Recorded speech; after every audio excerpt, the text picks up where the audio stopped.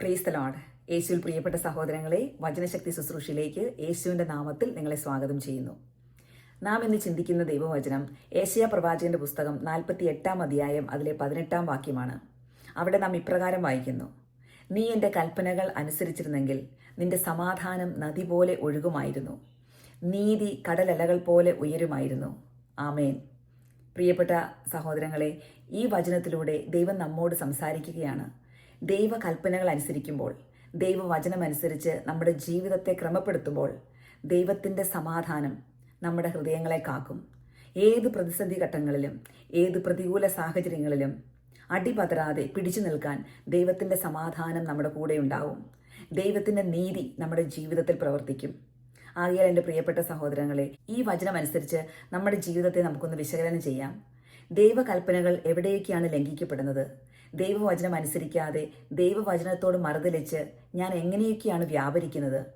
ദൈവവചനം ലംഘിക്കുന്നതിലൂടെ, പാപത്തിന് നമ്മുടെ ജീവിതത്തിൽ സ്വാതന്ത്ര്യം കൊടുക്കുന്നതിലൂടെ കടന്നു വന്നിരിക്കുന്ന സഹനങ്ങൾ, പാപത്തിൻ്റെതായ പരിണിത ഫലങ്ങൾ, ഇവയെല്ലാം ഇന്ന് നമ്മുടെ ജീവിതത്തിൻ്റെ സമാധാനം എടുത്തു മാറ്റുന്നുണ്ടെങ്കിൽ ഇന്ന് ദൈവത്തിലേക്ക് നമുക്ക് തിരിയാം. നമ്മുടെ പാപങ്ങളെ ഓർത്ത് നമുക്ക് അനുദപിക്കാം. ദൈവസന്നിധിയിൽ നമുക്ക് ധ്യാനിക്കാം. ഏതൊക്കെ ദൈവകൽപ്പനകളാണ് ഞാനിന്ന് ലംഘിച്ചു കൂട്ടുന്നത്? ഇതിലൂടെ എൻ്റെ ജീവിതത്തിലേക്ക് കടന്നു വന്ന ദുരിതങ്ങൾ, രോഗങ്ങൾ, സഹനങ്ങൾ, ഇവയെല്ലാം ദൈവത്തിന് സമർപ്പിക്കാം. നമ്മുടെ ജീവിതത്തെ മാറ്റിമറിക്കാൻ, നമ്മുടെ ജീവിതത്തിൽ അത്ഭുതങ്ങൾ കൊണ്ടുവരാൻ, മാനസാന്തരത്തിലൂടെ നമ്മളെ പുതിയതായി പുനരുദ്ധരിക്കാൻ ദൈവത്തിന് സാധിക്കും. ആകയാൽ ദൈവത്തിൻ്റെ സന്നിധിയിലേക്ക് തിരിയാം. അവിടുത്തെ കൃപ നമുക്ക് യാചിക്കാം.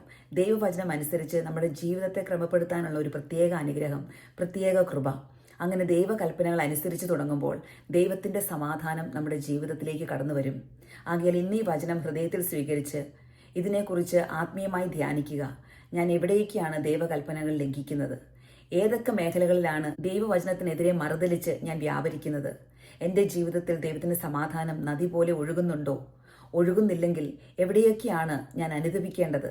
ഏതൊക്കെ പാപങ്ങളാണ് ഞാൻ വെറുത്തുപേക്ഷിക്കേണ്ടത്? ഇതെല്ലാം നമ്മുടെ ജീവിതത്തിൽ നമുക്കൊരു നിമിഷം മൗനമായി ആത്മീയമായി ധ്യാനിക്കാം.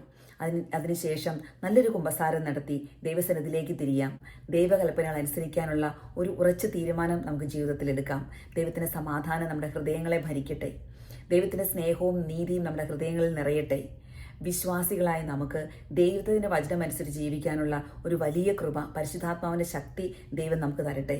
നാം എല്ലാവരും വചനശക്തിയാൽ നിറയട്ടെ. നമ്മളെല്ലാവരെയും ദൈവം തൻ്റെ കൃപയാൽ സമൃദ്ധമായി അനുഗ്രഹിക്കട്ടെ. ആമേൻ.